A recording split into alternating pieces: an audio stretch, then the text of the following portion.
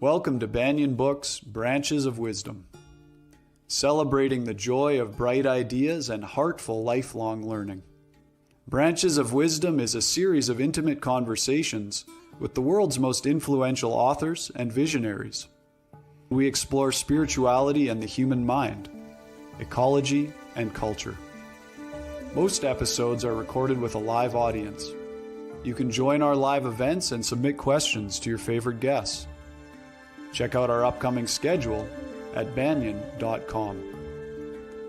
Since 1970, Banyan Books has been a rich oasis at the crossroads of wisdom and philosophy, offering resources for humanity's evolving paths. We're a locally owned, independent bookstore in the heart of Vancouver's Kitsilano neighborhood. Visit us in person or shop online at banyan.com. Please subscribe, follow, like, and leave your reviews for the podcast. And now, enjoy.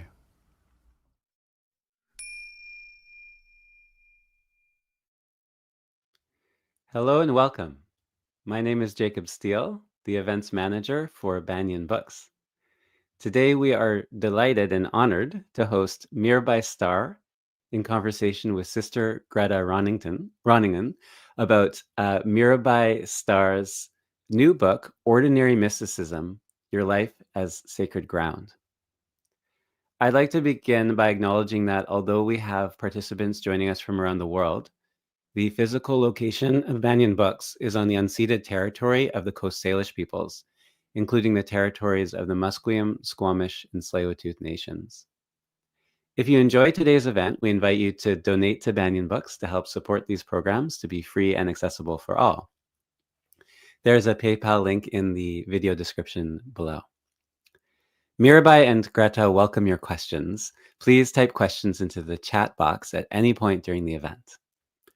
And now for introductions. Mirabai Starr is an award-winning author, internationally acclaimed speaker, and interspiritual teacher.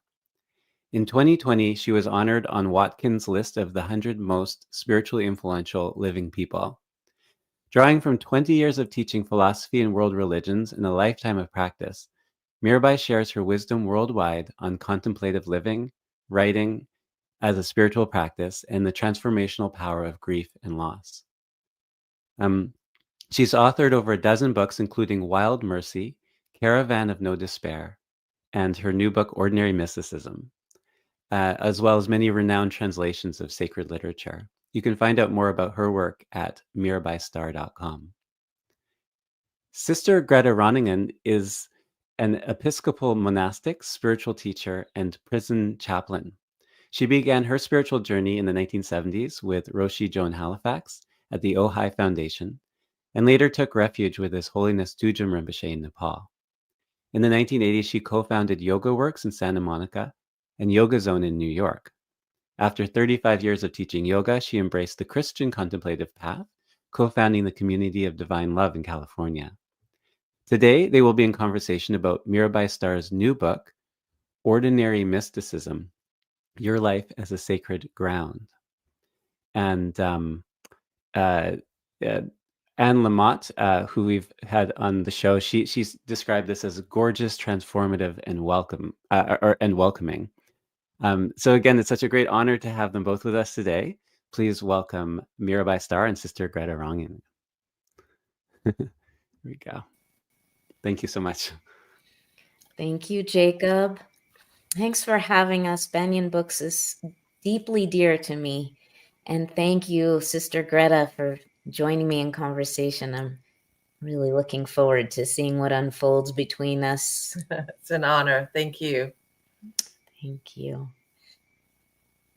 So, Greta, maybe we could just begin. I'll do a reading for about 15 minutes. But before we do that, maybe you can talk a little bit about your connection to this book and to this work. I mean, maybe I should just say, full disclosure, Sister Greta, y'all, is very dear friend, one of my dearest, closest friends on the planet. And it's been such a joy to walk this path with her for many years now and bear witness to the unfolding of her soul And, having come from the more Eastern traditions of Buddhism and Hinduism, to watch her flowering in her Christian contemplative path as both a monk and a priest has been incredible. And I've actually stayed with Sister Greta at her monastery, Community of Divine Love, and prayed the divine hours with the monks. And it's a really important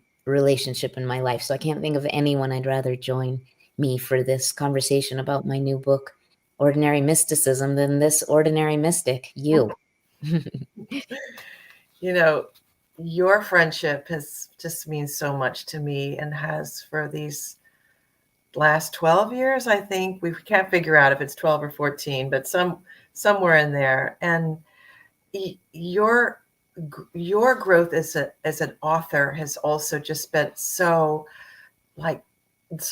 meaningful, to see the level of intimacy that you share your own story, and how it gives us hope, that we could endure a devastating loss, that we could traverse really difficult things with humor and grace, and your wisdom. It's just comes through everything you do.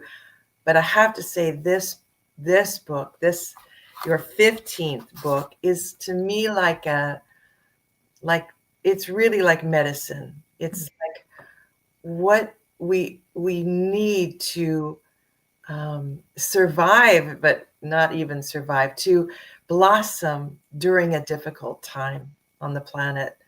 And it's like the richness of the language is so gorgeous. And I really recommend to all of you all out there, listen to Mirabai read it, and have a copy to delve into these beautiful words and the way she uses language. There's really nothing like it. And it's I feel like this book is an invitation to fall in love with yourself just as you are, which is hard enough for us all to do, and to fall in love with your life. It's really like a love poem for healing, and for saying yes to what is. And there's nothing like it, really, Mirabai. It's just extraordinary. I could go on and on. But don't. Thank you, Greta.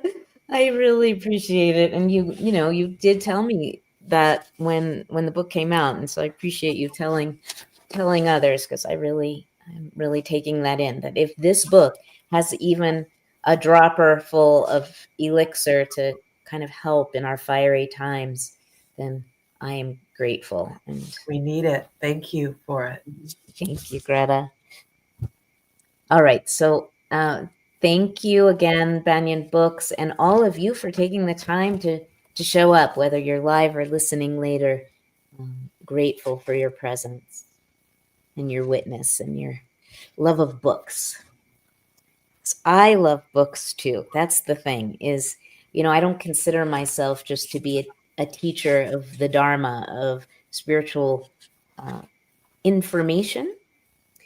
I am a writer. I'm a writer first, and I love books. I'm hoping you do too. So I'm going to read you a little bit from the introduction to kind of help frame what I mean by mysticism, which is simply a direct encounter with the divine or with the sacred. That is kind of the working definition of mysticism, a direct encounter with the sacred. And a mystic is someone who has those experiences of the presence of the sacred inflowing into often the most ordinary everyday experiences. That's what an ordinary mystic is. So I wanted to talk a little bit about God language first, because a mystical experience is an experience of God, of the divine, of the sacred, but you don't have to call it that. If you don't subscribe to a theistic belief system, you can substitute God language for anything that evokes that sense of of the sacred presence that flows into any given moment. So from the introduction, this section is called, Guess What? The God you don't believe in is the same God I don't believe in. There is a persistent rumor that mysticism is inextricably tangled up with religion. Let me dispel this. Organized religion can, in fact, be an obstacle to a direct experience of the sacred. Most religious institutions insist that you purchase their brand of God and forsake all others. Not only do they demand exclusivity, but they require intermediaries for anyone to even hang out with the divine. Priests and gurus with their rote prayers and circumscribed. I've never done that Freudian slip before. Priests and gurus with their rote prayers and circumscribed rituals. You have to pass through a series of churchy gates to even gain access to God's suburbs. And once you do, there is to be no talk of actual intimacy with the Holy One. The function of most clergy and their customs is to get you to live whatever they deem to be a godly life, not to actually connect with God, let alone to become one with God, which is the other part of the working definition of mysticism, is union with the divine, even in fleeting moments, which is often all a mystical experience is, a fleeting moment of union with God, right? Maybe God talk makes you nervous. You equate the word with the suffocating little boxes of your childhood, being forced to go to Sunday school, where you learned that God is old, white, male, and constantly pissed off. He floods the whole world when a few of his kids misbehave, smites cities and drowns armies, issues his orders on tablets of stone, making a big deal about the obvious. Of course you shouldn't kill people, unless, of course, you're God, or steal your neighbor's horse, or be rude to your mom and dad. It embarrasses you to even be included in the same breath as those nutty fundamentalists who take every word of the Bible literally and condemn queer people to hell. A true believer, you are not. And yet, there is a stirring in your soul, not because of, but rather in spite of religiosity. You sense the presence of something vast and loving when you reach the summit of a mountain, or stand up on your surfboard, or cup your hand to drink water from a stream.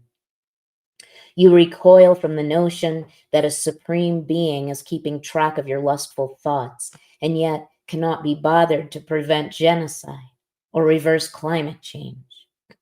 If that's what God is, you want no part of it. More atrocities have been committed in the name of God than you can bear to ponder.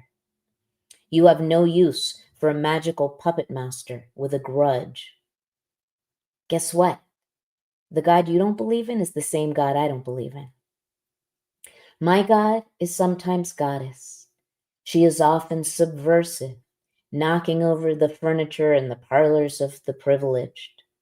My God rarely conforms to a fixed gender, embodying all the most life-giving qualities of both the feminine and the masculine, such as tenderness and mystery, discipline and confidence. My God both transcends anything I could conceive of and lives inside of everything I know and do and am. Even religion. God sometimes can be found in the temples and the mosque, the chapel and the ashram. For example, singing the ancient Hebrew prayers on Yom Kippur, pleading with the Holy One to bring your wandering heart back home, can be a powerful catalyst for a mystical experience. Or holding out your hand to receive the Blessed Sacrament and looking up to see the face of the priest gazing at you with kindness. Or silently uttering the name of Allah on each of your 99 prayer beads, and then starting again and again until Allah is carried on your breath. Or lighting a stick of incense and waving it in front of a statue of Hanuman, the monkey god, who orchestrated the rescue of the goddess Sita from the clutches of the 10-headed demon and cleared the way for her return to her beloved Ram, reconciling the sundered masculine and feminine faces of the Godhead and restoring balance to the universe. Reading the poetry of Lao Tzu can open a mystical state of consciousness. The Tao that can be told is not the eternal Tao.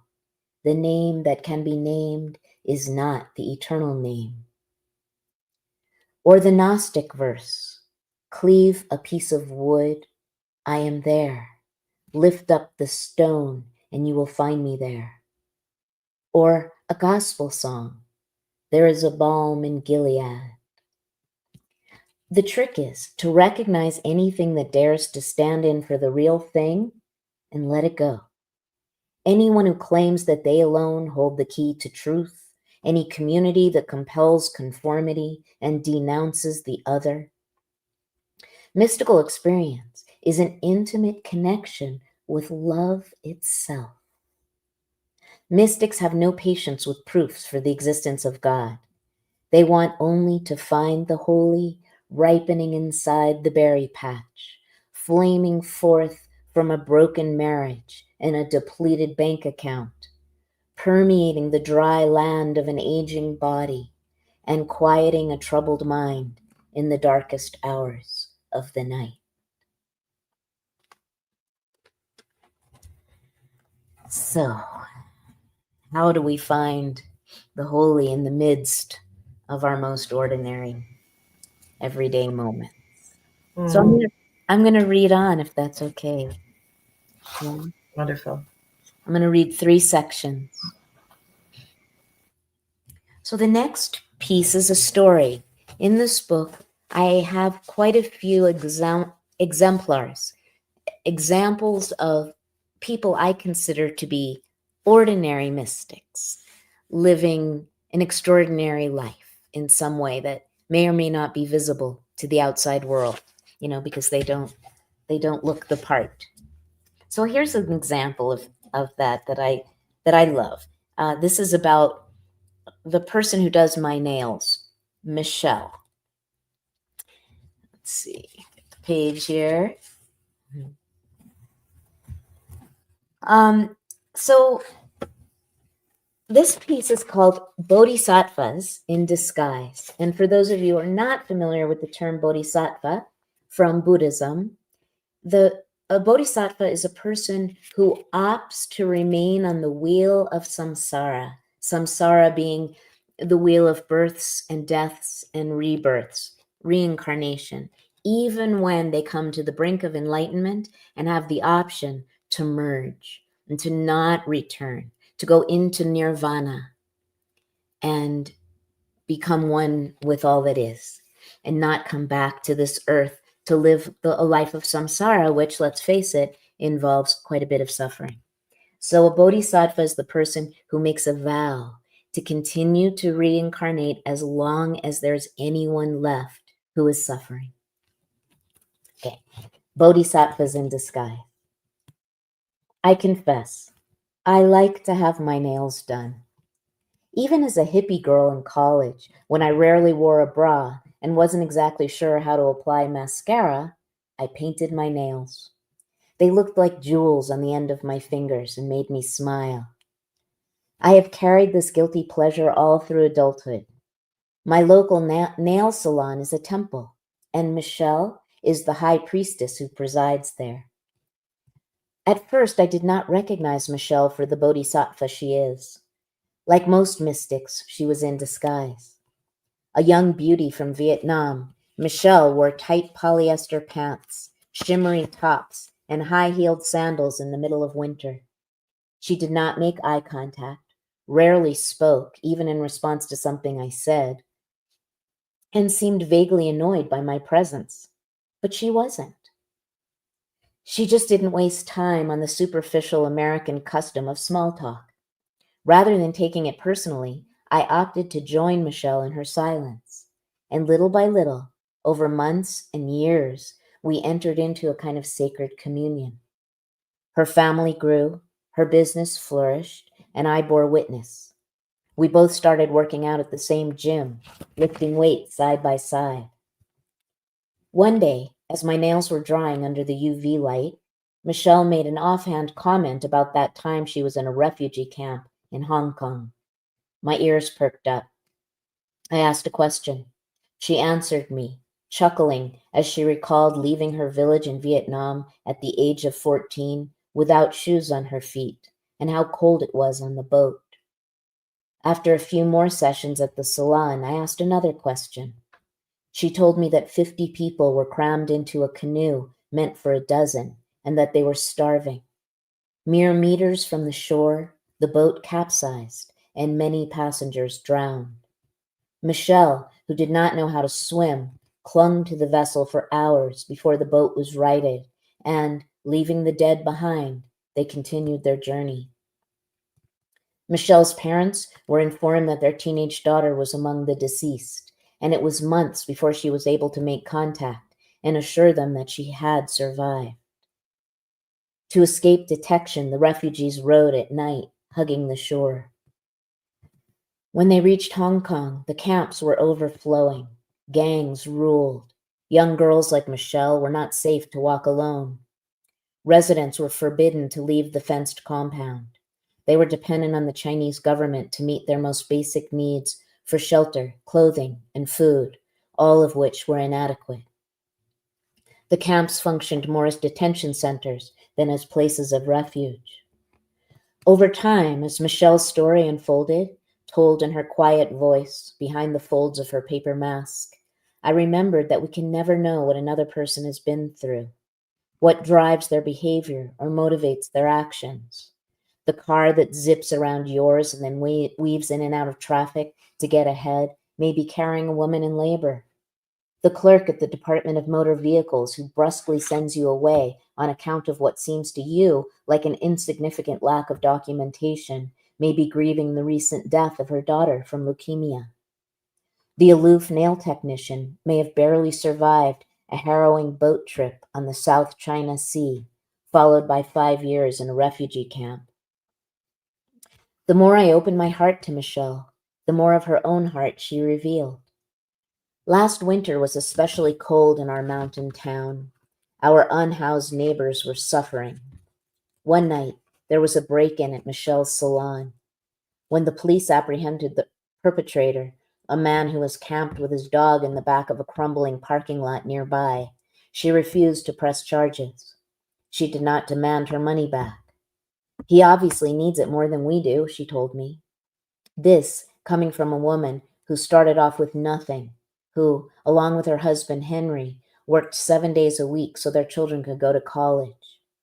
When she returns to Vietnam to visit, she takes suitcases stuffed with electronic gadgets and chocolates for her family, and wads of $1 bills to give out to the beggars who line up at her parents' door the moment word gets out that the relatives have arrived from the United States. How did you get this way? I asked Michelle, expecting her to say that the hardship she has endured awakened her compassion for others. Thich Nhat Hanh, she tells me. The Zen monk? Yes, I listened to his talks on YouTube. Like Michelle, Thich Nhat Hanh was from Vietnam, though she knew nothing about him until she had lived in the United States for decades and assimilated into the culture. But her bodhisattva heart resonated with his.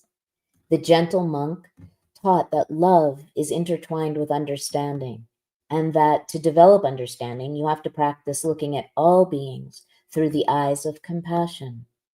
Then you cannot help but love them, and you naturally do whatever is in your power to alleviate their suffering. This teaching has shaped Michelle's philosophy of life.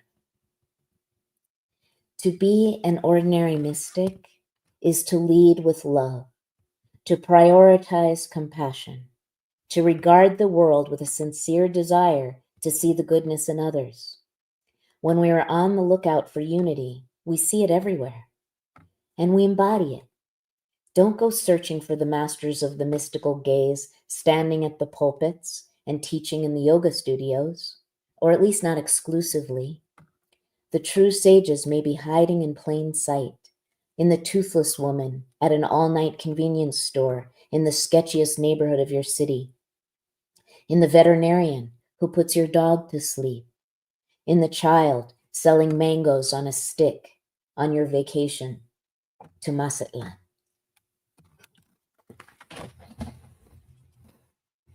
All right, and I'm going to end with a short piece from toward the end of the book called Rain of Yes. Just need a drink of water. I'm on the tail end of a 3-month book tour. My voice is almost used up. Rain of Yes. This is my blessing for you all. All my life, I have been enamored of the God-intoxicated ones, those rarefied souls who slip into ecstatic states and spontaneously utter poetry, the ones who exude deep stillness, embody equanimity, listen more than they speak, the initiated and the ordained, the monastics. You could recognize them by their white robes or their headscarves, the prayer beads wound around their wrists, excuse me, and the scriptures from which they quote. If a talk show host wanted to interview a mystic, these are the exemplars they would invite into the studio. I wanted to be one of them until I didn't. I want you not to want that as well. Instead, I want you to want exactly what you have, a real life, with its clogged plumbing and flight delays, its cool sheets and steaming showers, its free-floating anxieties and spontaneous foot rubs. Girls' night out, Monday night football, the death of your favorite uncle, and the birth of your first grandchild. Comings out and turnings in. Your crises of faith. I want you to want to be exactly who you are, a true human person doing their best to show up for this fleeting life with a measure of grace, with kindness and a sense of humor, with curiosity and a willingness to not have all the answers, with reverence for life. You do not need to chant all night in a temple in the Himalayas. You don't have to be the newest incarnation of Mary Magdalene. It is not necessary to read or write spiritual books. You are not required to know the difference between Mahayana and Theravada Buddhism or memorize the Beatitudes. All you have to do to walk the path of the ordinary mystic is to cultivate a gaze of wonder and step onto the road. Keep walking. Rest up and walk again. Fall down, get up, walk on. Pay attention to the landscape, to the ways it changes and the ways it stays the same. Be alert to surprises and turn with the turning of the seasons. Honor your body, train your mind, and keep your heart open against all odds. Say yes to what is, even when it is uncomfortable or embarrassing or heartbreaking. Hurl your handful of yes into the treetops and then lift your face as the rain of yes drops its grace all over you, all around you, and settles deep inside you.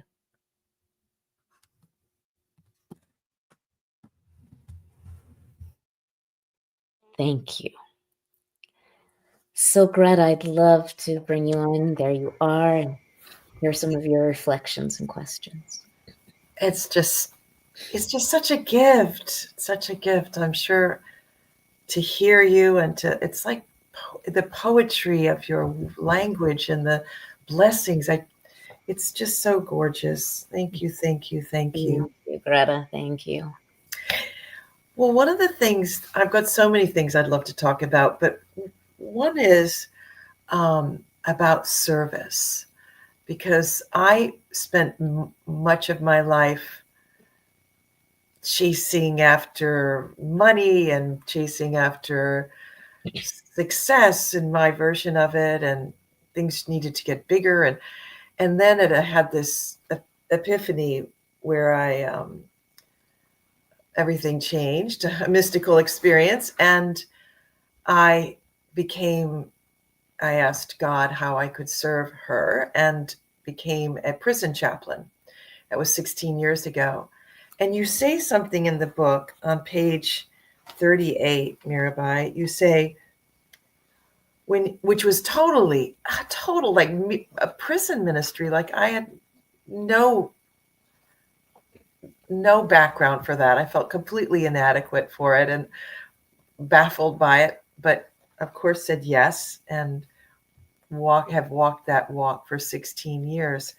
Mm-hmm. And when you say on 38, 39, when you extend beyond your own comfort to tend the wounds of the world, the sense of quiet gratification that warms you like a cup of tea on a snowy day is meant for you. It is a gift delivered by the hands of the holy. Open it. Mm-hmm. You know, I wanted to just, I don't know how you know what you know, or how your wisdom comes to you, but I have so often felt like, since I've become someone who's dedicated to serve, I felt like I have received countless gifts of joy, of contentment, of meaning, of purpose. And I'm like, oh my God, I want everyone to know the gift that comes with the giving. And I've never heard it articulated like that, Mirabai. And you're saying this in response to, organized religion and like a different point of view about service. So I just thought maybe you could, where did that come from for you? How did that become your recognition of it? Oh my gosh, I'm so glad you asked that question. So you all, we did not talk about this ahead of time. I have no idea what Greta's going to bring up. So I'm so glad you brought that up for a couple of reasons. One is I got to go into the prison with you recently and and bear witness to your chaplaincy, to your service, to your loving offering to the incarcerated. And it was a life-changing experience for me and gave me a lot of joy. So what I'm doing in that section is as I'm doing in this whole book, I'm really questioning a lot of the kind of generally unquestioned beliefs that we inherit from all the world's religious traditions. This one being that we are supposed to give anonymously, mm-hmm. that we should be not attached to the fruits of our actions. Mm-hmm. So the Judeo-Christian tradition is the highest blessing is to give without anyone knowing that you gave. Or in the Hindu tradition, in the Bhagavad Gita, it says, Krishna says to Arjuna, I mean, who am I to question the Krishna and Arjuna, that you must act without attachment to the fruits of your actions. We see versions of this throughout all the religious traditions. So it's kind of scary and risky for me to question these basic beliefs in the religions, like give but don't expect anything in return, and certainly don't give in order to get that sense of gratification. Well, I get that, and I somewhat agree, but what it's done is it's cut us off from our hearts in some ways, and from the wellspring of joy that is available to us when we allow ourselves to feel the goodness of doing good. That when you walk out of that prison at the end of the day exhausted, you also carry the sense of well-being that is nothing other than holy. It's the holiest thing I know, is to feel that sense of I am lined up with my life's purpose. I made a difference in someone's life today. And that, if that's not sacred, I don't know what is. Well, that's perfect, and to say and to acknowledge. But what I hear in that, Mirabai, is so much of this book is saying, kind of pushing against the hierarchy, the patriarchy of religion. There's an element even in the guru system we know so well, in the church, completely, that is oppressive, that is, and you like, story after story, word after word, you have this way of just brushing it aside without it being like any negative, calling it out. You just raise up the freedom, the liberation, the liberative aspects that are within these systems. It's so masterful how you do that. Thank you, Greta. That means a lot to hear, because I mean, in some ways I'm a revolutionary reformer type, but mostly I hope that if I can shift minds and hearts, it's through love, not through telling people that they're bad and wrong and that the system is corrupt and we need to overthrow it. I mean, I think the system is corrupt and it does need to be overthrown. But if we can possibly do it with love, that is so much more effective. And by the system, I mean the very systems you're talking about. The Judeo-Christian and all the religious constructs that otherize and condemn and marginalize, but also the patriarchal structures that dominate religion and politics and the sciences and all aspects of the human endeavor. And the spiritual, but not religious. Even there. Tell me more. What do you mean by the spiritual, but not religious? I think there's, wherever there's going to be power, that there's going to be a someone who's going to be oppressive. It's just so, and that in the world of seeking, I think there's a do it my way elements too, or don't do it this way, or that's off limits for you because of that's not your culture, you don't have a right to it, that kind of thing too. Yeah, right. How do we navigate the very real dangers of cultural appropriation and ongoing colonization by taking other people's religious and cultural spiritual treasures and appropriating them and making, benefiting from them, versus lovingly, with respect, engaging with these perennial teachings that are meant to lift up the whole world. We can only navigate this with consciousness and heart, I believe. And I'm really glad you brought up the spiritual but not religious bullies, because I don't want to be one of them. I don't want to say to everyone, religion is done, it's dead, it's harmful, it's oppressive. You need to let the cadaver rot and move on to a spiritual realm that has nothing to do with those old religious structures. That's not what I'm saying here. I'm saying there are treasures in the mystical heart, especially of all the world's religions, and they must be safeguarded. That's why I am so deeply grateful to people like you, Sister Greta, who wear the robes of the monk, who wear the collar of the priest, because I know that you are conscious, loving keepers of those jewels and will treasure and safeguard them for the rest of us. And not all of us are meant to pick one path. Some of us are. I think it's a sort of matter of spiritual temperament. Some of us are much more kind of polyamorous when it comes to God, being drawn to, attracted to the God of love in all her many guises. But some of us are really deeply connected to one wisdom tradition. Maybe not keepers of the jewels, what I've called y'all, the religious people for years, but maybe keepers of the seeds, planters of the gardens from which all of us can gather. And to still continue to honor the past mystics, like you said, the perennial wisdom that is in the traditions, in all of them. I'd love to speak about something else while we have a minute that I think people will find, I certainly do, interesting. And that is your section on 167 on ancestors.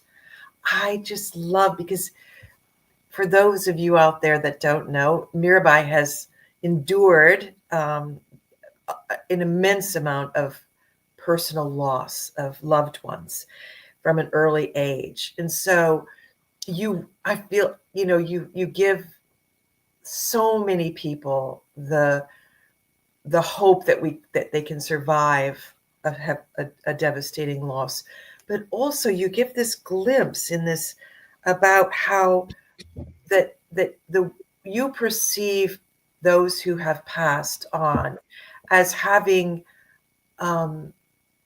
sort of dropping, you say the veils of personality dropped and their true essence has been revealed.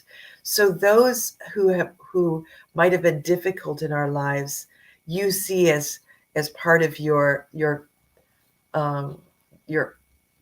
guardian angels, maybe, or something like that. Can you speak to that, how that works in your life now, those who you've lost?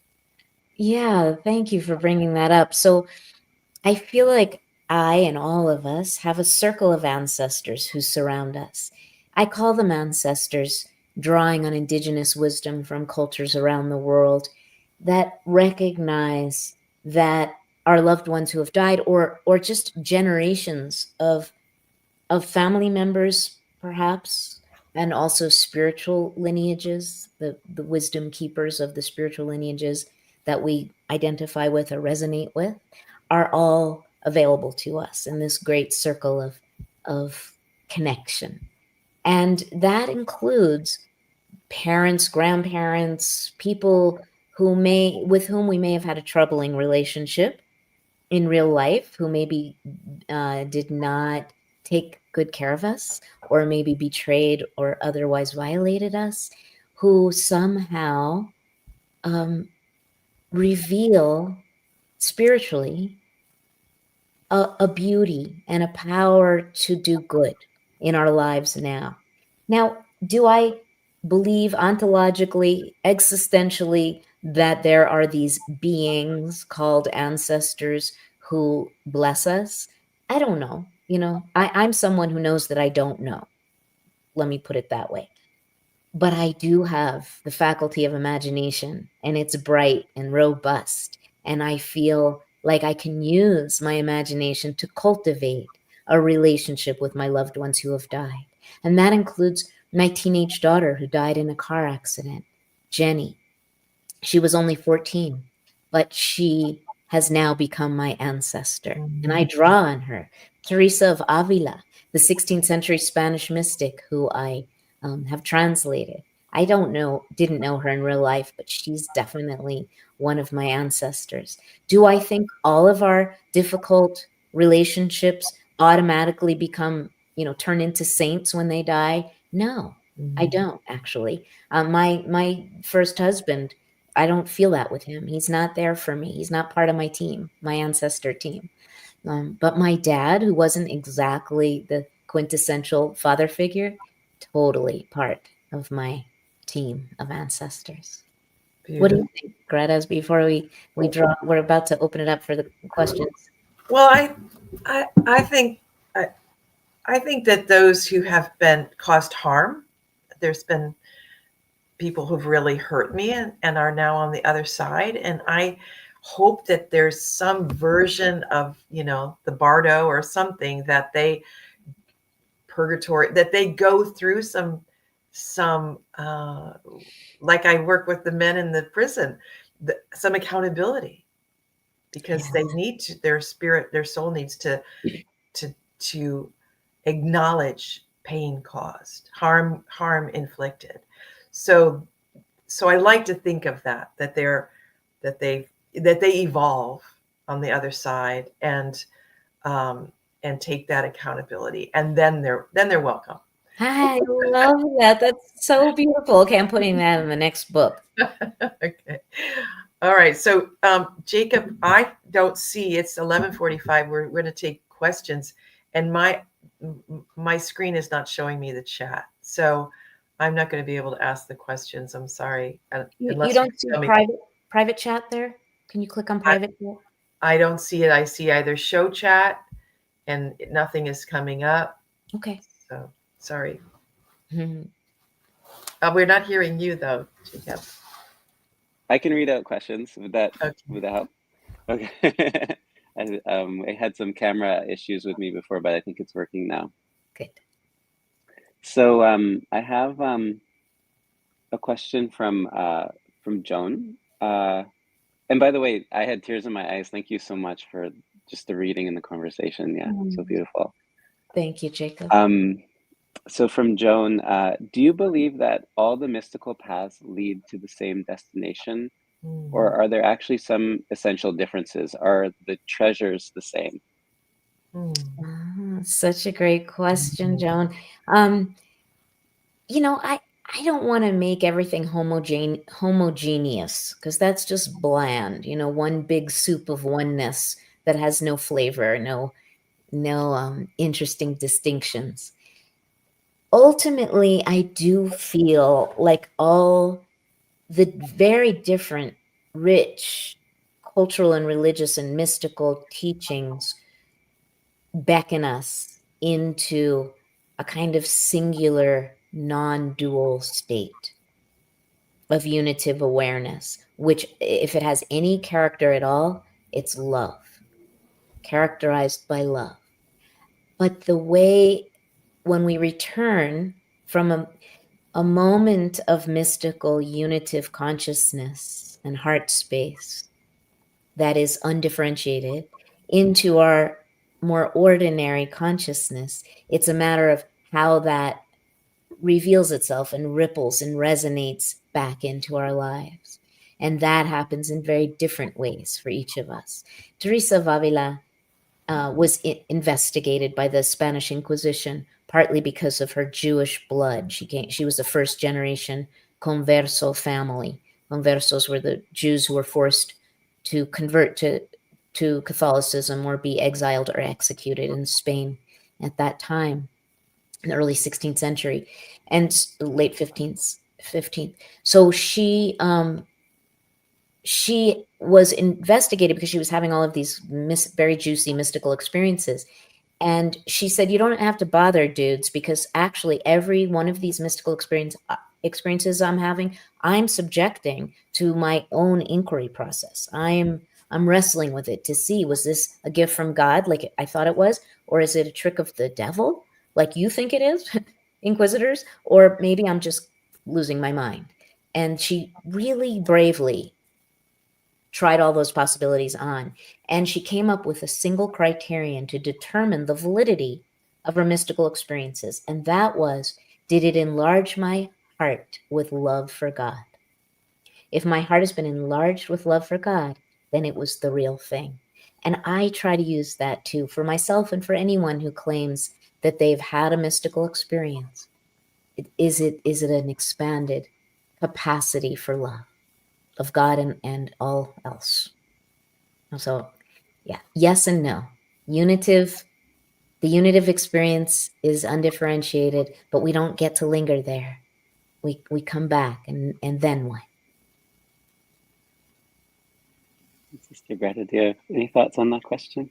You know, I just also think that we can develop a life where we live in more and more union, that we and the fruits of those sort of mountaintop experiences find their way into our daily life in ways that we become the fruits of that, are manifesting more and more in our way of being, and we will see, we will witness ourselves evolving, growing, becoming more loving. So I think there is a unitive life that can have a life more lived in union can develop. Beautiful. I love that. Thank you. Sarah Jane asked, can you speak more into the relationship between trauma and mysticism, or illness and mysticism. Do you think they are necessary partners? I know Greta has something to say on this, so I'll simply respond by saying most of the classic mystics that we know of, from Rumi to Rabia to Kabir to Teresa of Avila, John of the Cross, Francis of Assisi, all experienced tremendous hardship, either physical or emotional, or in many cases both. Hildegard of Bingen, Julian of Norwich. Is it required? Absolutely not, as far as I'm concerned. It just happens to be an extremely reliable way for the doors to be blown open, for the skin that we've grown that keeps us from a direct contact, intimate, maybe the clothing we've put on, that keeps us from a direct, intimate encounter with the divine, are stripped of us in the fire of great loss or trauma. What we do with that, again, is the question. Not all people who have experienced trauma experience intimacy with God. It is, however, an invitation to do so. And when we do, it changes everything. Not always in dramatic ways, not as dramatic perhaps as the loss was. When my daughter died, it doesn't get much more dramatic. Your child drives away and comes back dead. There was never a chance to recalibrate or reorient around the loss. It was so traumatic. I'm still 20 years later dealing with it. But my transformation was not dramatic like that. It has been gentle and gradual and subtle. And yet when I look at my life, I can see it. I can see the way the sacred came seeping into the torn seams of my shattered heart. How about you, Greta? You work with people in trauma all the time. Yeah, and in your book, there's stories of prison being the gateway. But I think, in answer to this person's question, I feel that it has to do with freedom. That and the elements of oppression that we all live with, whether it's someone's expectation of you, demand, those oppressive elements keep us small. And I think it's finding freedom that can lead to a unity, to a brighter, bigger relationship to divine, relationship to the world, to your life. And I think that anyone can start to find that path to their own freedom, and that will bring great gifts. It's a worthy path. Mm-hmm. Beautifully said. Yeah. Yeah, it's interesting. The same question was asked at we had an event earlier this week with these two artists, Nick Bantock and Jackie Morris, and they were asking about if trauma is necessary for creativity, and the answer was very similar. Actually, mm-hmm. Interesting. I guess creativity and mysticism, there's a link. Totally, I love that. Thank you for pointing that out, because for me as an artist, there is definitely a link between my mystical life and my artistic life. In fact, they're inextricable. Yeah, as I was listening to you speak, Mirabai, like just a minute ago, my daughter she's 14 years old too. She just walked out the door to go driving somewhere. Oh, sweetheart. It's just, oh my gosh. Yeah. The vulnerability of love.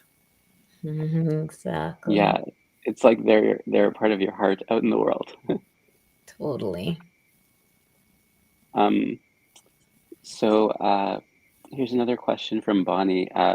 In Ordinary Mysticism, how do you approach the tension between spiritual longing and the mundanity of human experience? Yeah. Oh, what a great question. I'm all about reclaiming longing. I remember, I don't know, maybe 20 years ago, after my first book, maybe a little less than 20, after maybe my second book, my first few books were translations of the Spanish mystics, John of the Cross and Teresa of Avila, who were just like on fire, both of them, with longing for God. Just like Rumi, just like Mirabai, my namesake, and Jacob, your daughter's namesake, the also 16th century, but in India, devotional poet. And you look at the Song of Songs. I mean, across the spiritual traditions, we see versions of this mystical story that engages love language as the most accurate way to describe the soul's yearning for union. And I was at this event in Spain on the confluence of Judaism, Christianity, and Islam, Sufism in particular, during the Convivencia in Spain prior to the expulsion of Jews and Muslims. And I was talking about this love longing in the mystics. And this woman stood up and said, isn't that like immature spirituality? Longing, like if you're longing for God, it means you're delusional and don't realize that you already are one with God. So how could you long for something that you are already connected with? It's an immature spiritual station. And I was like, oh shit, this is my entire life. So everything I write, everything I read, everything I teach is rooted in this love longing. Maybe I've got it all wrong. I was still young enough that I was that I doubted myself when somebody would present some kind of coherent challenge. She was a non-dualist in the Advaita Vedanta tradition of Hinduism. Mm-hmm. And it made sense to me, but it doesn't make heart sense. So to respond to your question, how, like Greta's saying, weaving that love, that unitive consciousness into our everyday life, this is the invitation.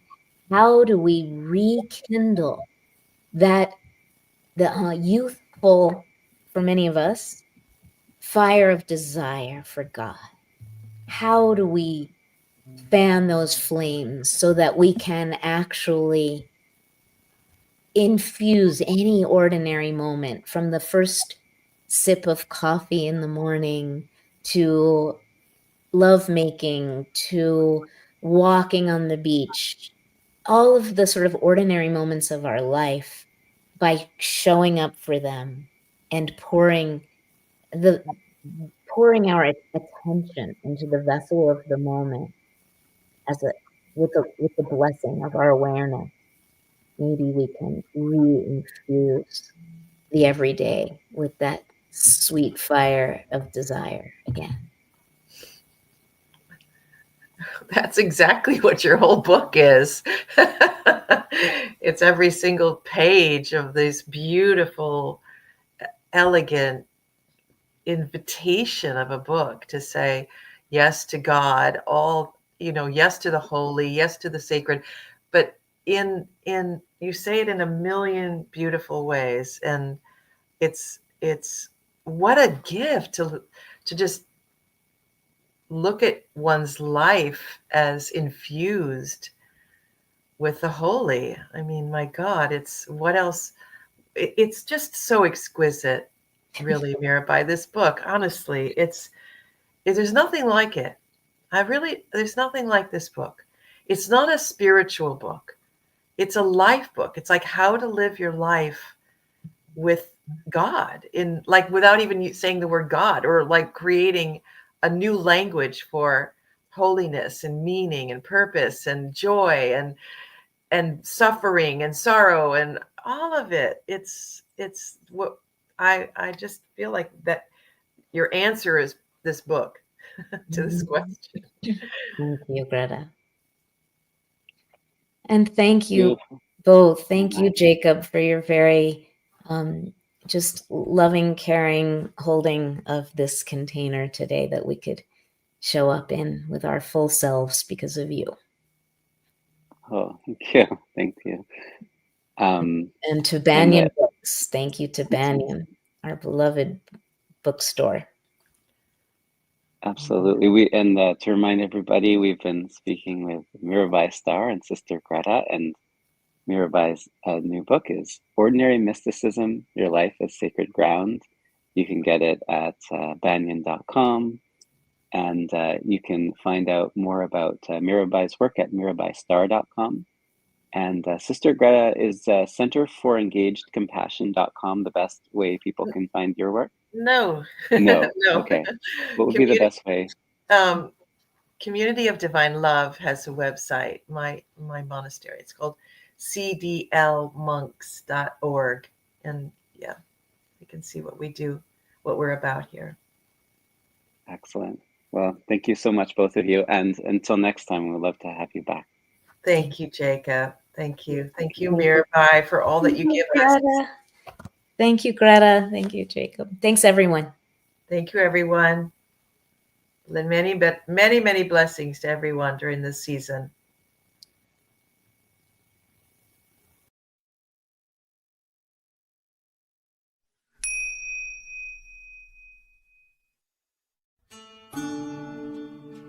Thanks for joining us for Branches of Wisdom, a podcast of Banyan Books and Sound, Canada's spiritual and healing resource since 1970.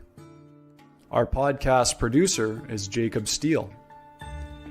Watch all our conversations on YouTube by searching for Banyan Books, or listen on your favorite podcast platform. Please subscribe, follow, like, and leave your reviews and comments. We love to hear from you. For all our live events, books, and more, visit us at banyan.com.